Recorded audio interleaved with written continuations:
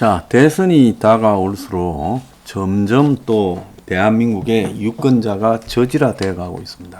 저는 유권자의 저질화에 학을 띈 사람입니다.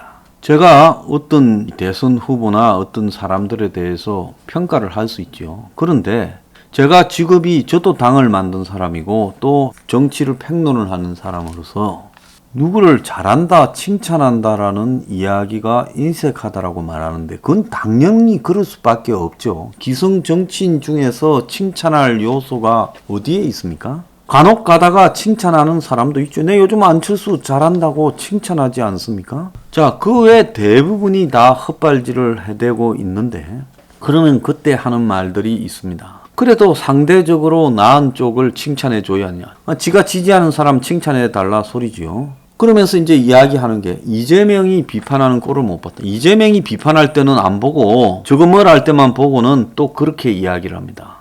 과거에 황교안이, 홍준표, 또 김종인이 지금 이준석이까지 이러기까지 제가 저 당 대표했던 사람들 많이 뭐라 했죠.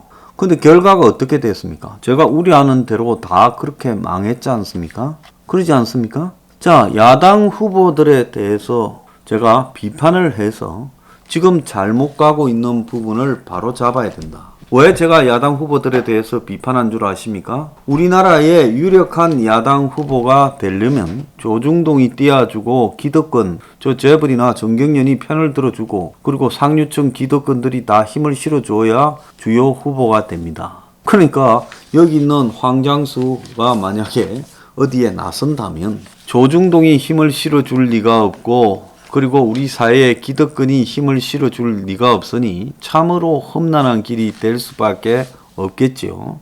자, 그런데 그들이 그렇게 기득권에 붙어가지고 기득권 입장에서 뻔히 보이는 소리를 합니다.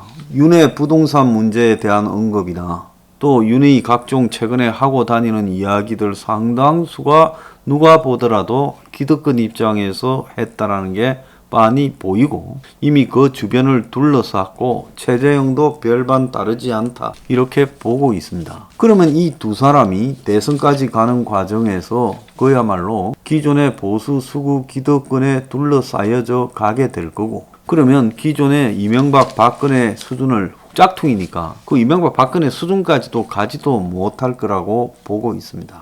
대선 자체도 그런 기득권적 시각으로 이길 수 없습니다. 지금 한번 보세요. 그나마 좀 안정적이던 한국 사회가 코로나와 또 그동안 쌓였던 누적된 문제가 터져나면서 완전히 무너지는 그 상황에서 대선을 우리가 치르게 됩니다. 내년 3월이면요. 지금 한국의 경제가 개판 5분 전이 된 상황에서 대선을 치르게 될 거라고 보고 있습니다. 그런데 흔하디 흔한 수구 기득권적 시각과 표현을 쓰면서 진부하게 달라들어서 그 대선에서 이길 수 있겠느냐? 전 못 이긴다고 봅니다. 만에 하나 당선이 되었다 하더라도 그런 시각에서 대선에 당선이 되면 그건 과거의 이명박 박근혜 시대로 그보다도 훨씬 못한 시대로 복귀가 돼가지고 아마 제대로 보수가 망하는 길이 될 것이다라고 보고 있습니다. 그래서 국민들이요, 이 세상을 단순하게 바라보지 마라. 문재인이 밉다. 문재인이 밉다고 될 만한 사람에게 힘을 쏟아서 문을 바꾸겠다라고 했을 때 그 될 만한 사람이 문을 바꾸는 게 아니라 그야말로 되지 못할 사람이 되게 돼버릴 수 있다라는 것을 명심하기 바랍니다.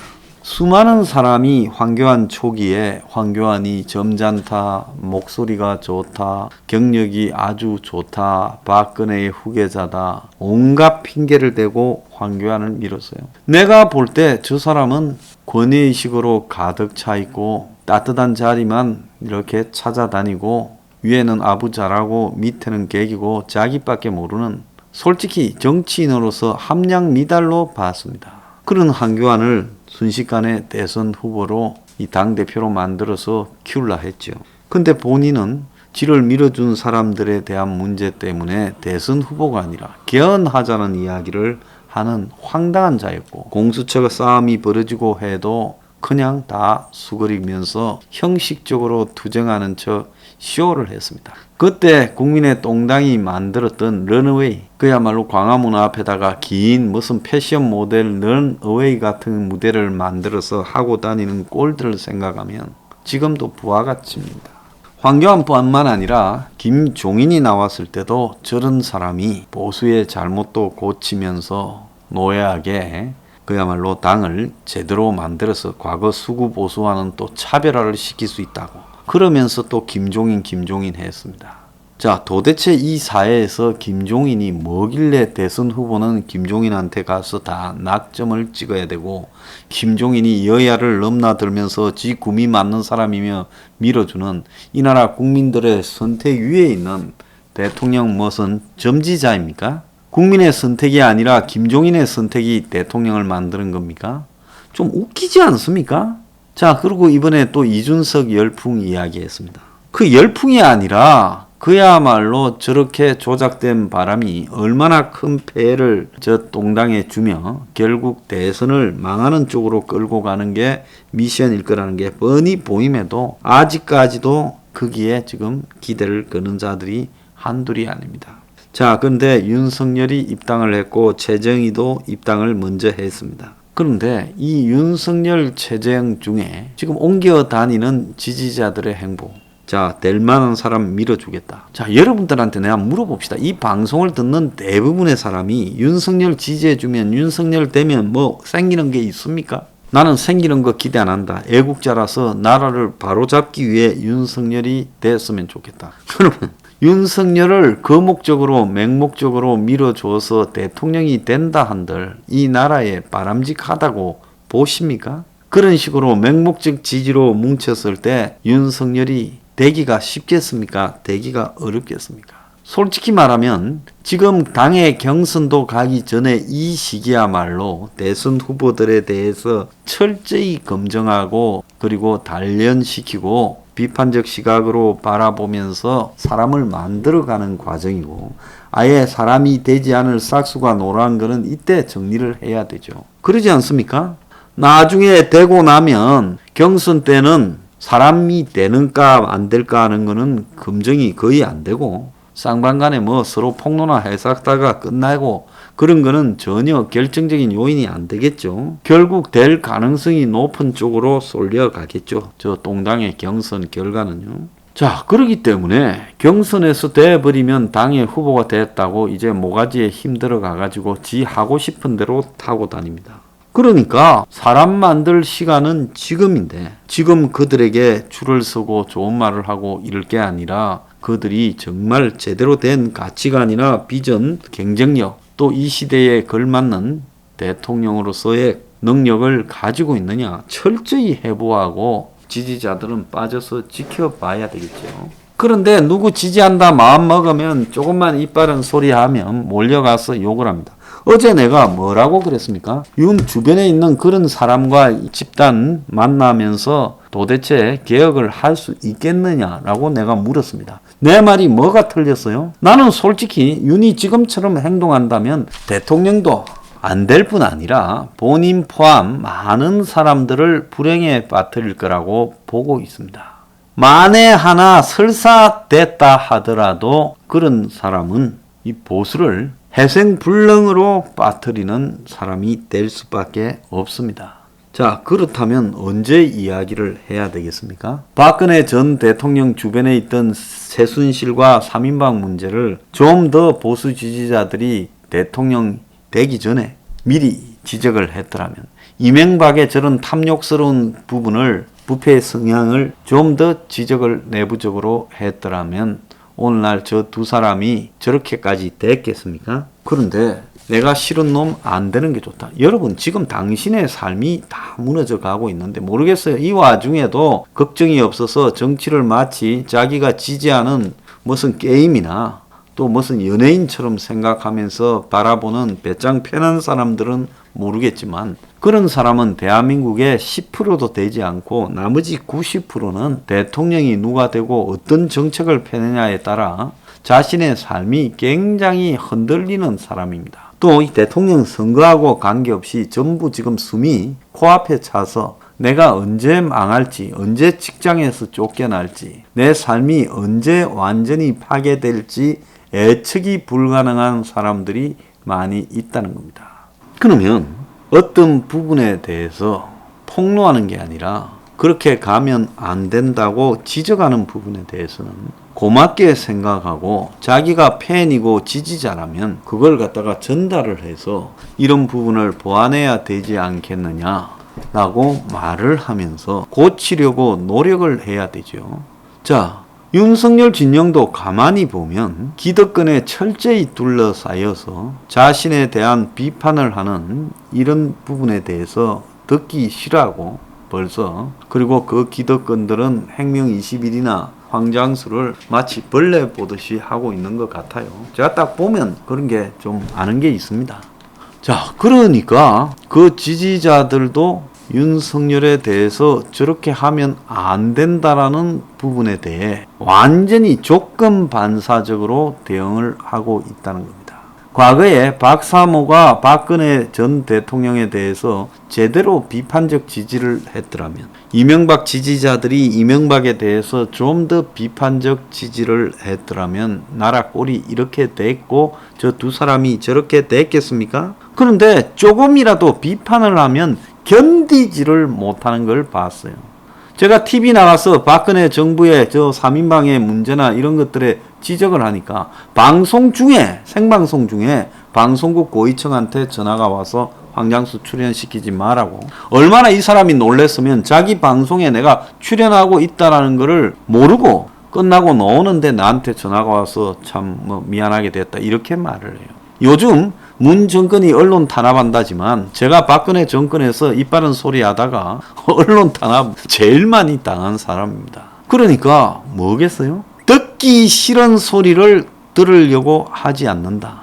세상의 변화에 대한 흐름을 읽는 데서 그냥 기득권의 흐름 속에 몸을 의탁해서 그들과 시각을 동일하게 맞춘다. 이거는요 굉장히 위험한 거고, 표는 누가 던집니까? 1인 1표지 1억에 1표 아니잖아요. 그러니까 표는 한 사람이 한 표씩 갖고 있어요. 잘난 놈이든 못난 놈이든 표는 한 표씩. 그런데 지향이 잘난 놈 지향으로 되어 있었다면 잘난 놈이 많습니까? 못난 놈이 많습니까? 대한민국에 우리가 흔히 천박한 표현으로 이야기합니다. 못난 사람들이 훨씬 많지요. 돈 없고 권력 없고 백도 없는 사람들이 훨씬 많지 않습니까? 그런데 그런 사람들이 찍겠느냐는 거죠. 사람의 기득권 지향은요, 그 사람의 행동에서 반영이 됩니다. 어제 조홍천이가 윤한테 충고를 했고 보기 드물게 정청래가 충고를 했더만요. 난 그 두 사람이 모처럼 맞는 말을 했다고 봅니다. 대통령 하려면 자세나 태도를 고쳐라. 그 주변에 데리고 다니거나 그런 사람들은 듣기 좋은 소리만 하고 불편한 이야기를 하지 않습니다. 그리고 지지자들이라는 것들도 대부분 맹목적으로 지지하는 사람이 대부분이에요. 특히 보수 지지층은 더 그렇습니다. 아니 최정이 지지한다다가 윤석열이 입당하니까 다시 윤석열한테 가서 최정이 지지가 좀 빠졌어요. 이것도 말이 됩니까? 최정을 지지하려면 최정에 대한 고유의 어떤 가치가 있어서 최정을 지지하는 거지, 최정이 윤석열의 보완제입니까? 그래서 윤석열이 입당했으니 이제 윤석열을 밀어야지. 왜 국민들이 그런 누가 되고 안 되고 개인 후보의 부분에 민감하게 반응을 합니까? 국민들은요, 개인 후보에 대해서 민감하게 반응할 게 아니라 내가 원하는 세상을 저 후보가 말을 하고 있는가를 자기 계층, 자기가 처해 있는 사회적 상황에 맞추어서 봐야 되는 겁니다. 내 자식들이 다 취업을 하지 못하고 있는데, 내 집이 지금 쫓겨나게 생겼는데, 부동산 투기 때문에 이 나라가 엉망인데, 내 노후가 엉망인데, 이런 부분에 대해서 어떤 정책을 저 사람이 말을 하는가? 국가 안보에 대해서 저 사람이 어떤 말을 하는가? 나라의 경제가 되살아나려고 지금 해야 되는데 쉽지 않은 상황이 벌어지고 있는데 어떻게 해야 되는가? 내가 자영업을 하고 있는데 이 자영업에서 살아남기 위해서 저 사람이 어떤 이야기를 하는가? 이런 거를요 전부 자신의 시각에서 바라보면서 지지를 유보해야 됩니다. 그리고 그 사람 입에서 서민의 시각에서 다양한 사회개혁의 안을 말할 때 이제 반쯤 지지하고 그 다음에 임박해지면 3분의 2쯤 지지하고 투표날 다 지지해야 되는 거예요. 그리고 그 사람을 지지한다고 하는 마음이 든다고 어디에 가서 남은 왜 지지 안 하냐고 싸우거나 맹목적으로 뉴핑에 몰려와서 댓글 달고 이런 짓거리 하면 안 되는 거예요. 왜? 잘못 갈 때 그걸 지적해주고 아주 냉철하게 비판하는 사람이 누가 있어요? 다 윤석열 35% 나왔다. 윤석열 옆에 줄 서다. 비판했다가 나중에 찍혀서 국물도 없을라. 그런데 이런데 내가 그걸 모릅니까? 누구보다 잘 알지요. 그냥 나는 니한테 국물 기대하지 않으니까 니한테 하고 싶은 소리 다 해보겠다. 자, 여기에 도대체 무슨 문제가 있습니까? 자, 국민들이요. 정치 브로카처럼 굴면 그 나라는 희망이 없습니다. 한국이 이미 많이 그렇게 돼가고 있어요. 여야가 똑같습니다. 좌파에도 그런 게 지금 굉장히 심해지고 있고 보수에도 심해지고 있어요. 이렇게 되면요. 그 나라의 정치가 살아날 수 없다는 겁니다. 국민들이 정신 차리기 바랍니다.